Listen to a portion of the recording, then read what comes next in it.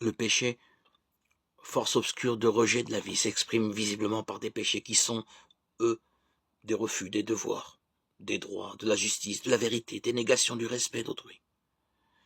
La religion s'affirme en pratiquant la morale. L'éloignement de Dieu se traduit par le rejet de l'autre. On offense Dieu en faisant du tort à son prochain. Le Seigneur est en procès avec les habitants du pays, car il n'y a ni sincérité, ni amour du prochain, ni connaissance de Dieu dans le pays. Livre d'Osée, chapitre 4, 1. Ce sont vos perversités qui ont mis une séparation entre vous et votre Dieu.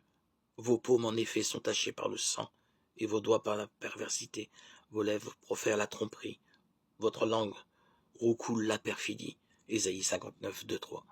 L'apôtre Paul parle souvent du péché comme d'une puissance perverse. Et il parle aussi souvent des péchés.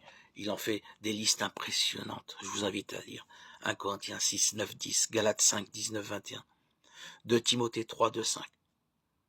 Tout ce qui abîme une personne, tout ce qui gangrène les relations, tout mensonge, toute oppression est un péché, et particulièrement la cupidité qui est une idolâtrie, Colossiens 3, 5. C'est un péché, à condition bien entendu que la faute soit consciente et volontaire, à condition que le pécheur ait vraiment consenti à cette force mauvaise du péché qui divise le cœur de l'homme.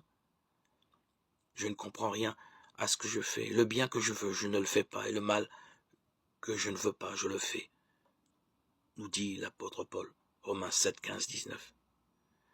Car le péché a moins blessé l'intelligence que la volonté.